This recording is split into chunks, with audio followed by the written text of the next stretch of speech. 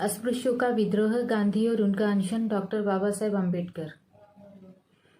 तर्क की ये पद्धति निश्चित ही कुछ आकर्षक रही होगी, क्योंकि हम देखते हैं कि बाद में बौद्धों ने भी अपनी पवित्र रचनाओं को वैसी ही देवी रचनाएं बताने का प्रयास किया, जैसा कि ब्राह्मणों ने वेदों के संबंध में किया था। इसका एक मजेदार उदाहरण निम्नलिखित चर्चा में मिलता है।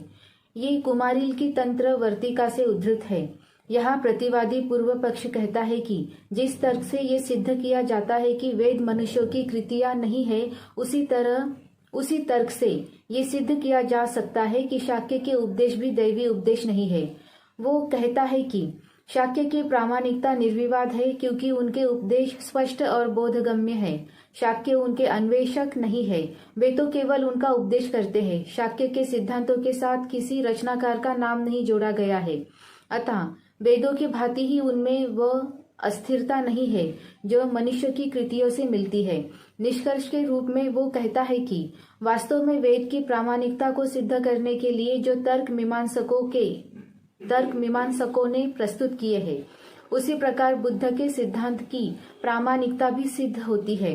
इस पर पुरातन पंथी कुमारिल क्रुद्ध हो जाते हैं और कहते हैं, ये शाक्य वैशेषिक तथा अन्य विधर्मी जिनकी बोलती निष्ठावान मीमांसकों ने बंद कर दी है, हमारे शब्दों को तुतलाकर बोलते हैं, मानो वे छाया को पकड़ने का प्रयास कर रहे हो। वे कहते हैं कि उनके पवित्र ग्रंथ शाश्वत है, लेकिन उनके दिमाग खोखले हैं और केवल घृणा के कारण वेद को अत्यंत प्राचीन ग्रंथ नहीं मानते।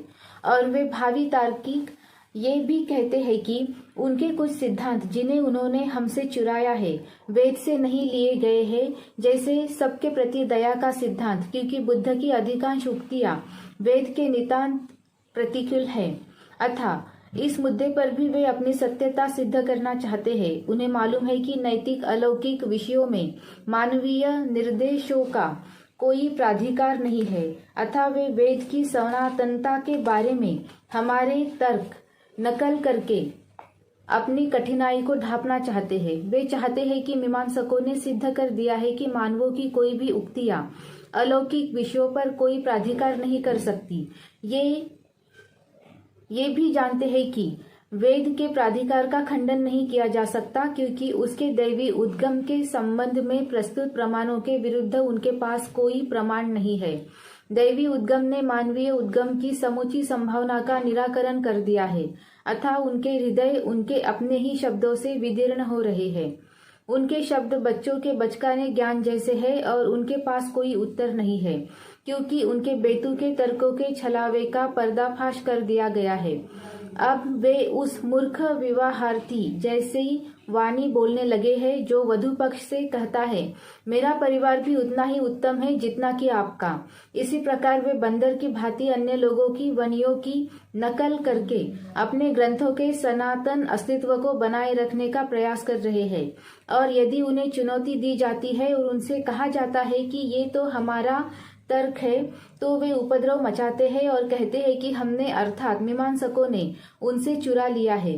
जिस व्यक्ति की समूची योजना चौपट हो गई है, जो व्यक्ति बेतुकी बातें करने लगता है और जो अपने प्रतिद्वंदी को धोखा देने का प्रयास करता है, वो कभी भी नहीं थकता और उसे कभी भी शांत नहीं किया जा सकता। इस लंबे चौड़े भाषण के अंत में कुमारिल कहते हैं, अधिक संगत बात यह है, जब बौद्ध हर वस्तु को केवल अस्थायी मानते हैं, उनका किसी सनातन उद्घाटन से क्या वास्ता। उक्त वाद विवाद से ये स्पष्ट हो जाएगा कि जाति का जन्म धर्म से हुआ है। धर्म ने उनको प्रतिष्ठित किया और उसे पवित्रता प्रदान की। इस कारण ये कहना उचित है कि धर्म की वो पक्की नींव है जिस पर हिंदुओं ने अपना सामाजिक ढांचा खड़ा किया है। क्या इससे पता नहीं चलता कि जाति एक अति निराली संस्था है और उसकी तुलना अन्य सामाजिक संस्थाओं से नहीं की जा सकती। मैं ये कहने की धृष्टता करता हूँ कि जो भी ये धारणा व्यक्त करता है और जाति प्रथा में कुछ भी विचित्रता नहीं है, वो जाति प्रथा को बिल्कुल भी नहीं मानता। मैं पुनः कहता हूँ कि जाति एक पवित्र संस्था है, यही उसकी विशिष्टता है। जाति एक पवित्र संस्था है, उसकी यही विशेषता उसे बाध्यकारी बनाती है। सामाजिक प्रगति पर पवित्र ग्रंथों वाले धर्म के प्रभावों के बारे में प्रोफेसर मैक्स मुलर ने कुछ बड़ी शिक्षाप्रद बातें कही है। वे कहते हैं, किंतु इतिहास हमें एक और सबक सिखाता है, अर्थात ये ठीक ही है कि कानून की संहिताएं एक प्रकार की पूजनीय वस्तुएं बन जाती है। वे अपेक्षा करती है कि निर्विवाद रूप से उनका अंधानुकरण किया जाए। उनके ऐतिहासिक अथवा नैसर्गिक उद्गम को प्रायः पूर्णतया भुला दिया जाता है। सद असद, उचित अनुचित संबंधी पुरानी धारणाओं को एक संकल्पना में जो लिखित और कानूनी होती है निहित कर दिया जाता है। उनकी पृथक सत्ता को समाप्त कर दिया जाता है। पौर्वात्य धर्मों का अध्ययन भी हमें यही शिक्षा देता है। पवित्र ग्रंथ प्रायः एक प्रकार की पूजनीय वस्तु बन जाते हैं। ये अपेक्षा होने लगती है कि उनमें लोगों की स्वतः श्रद्धा होगी और यह श्रद्धा अटूट होगी। उनके ऐतिहासिक अथवा नैसर्गिक उद्गम को प्रायः पूर्णतया भुला दिया जाता है। सत तथा दैवी संबंधी पुराने विचारों को एक ही लिखित तथा शास्त्र सम्मत विचार में लगभग आत्मसात कर लिया जाता है। इतिहास हमें एक तीसरी शिक्षा भी देती है।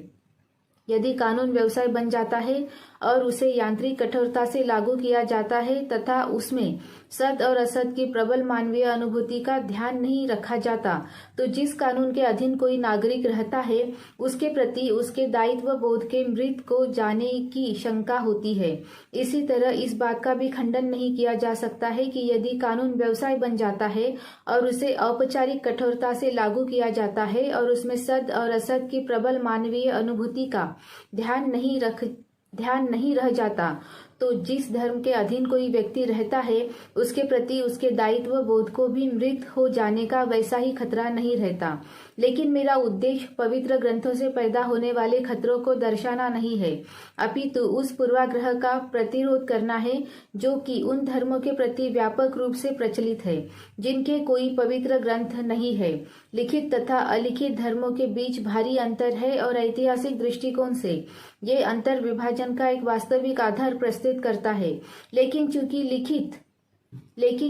लिखित धर्म के कुछ लाभ है, अतः हमें ये नहीं सोच लेना चाहिए कि अलिखित धर्म केवल बहिष्कृत धर्म है। इसमें संदेह नहीं है कि उनके कुछ दोष है, पर उनके कुछ गुण भी है।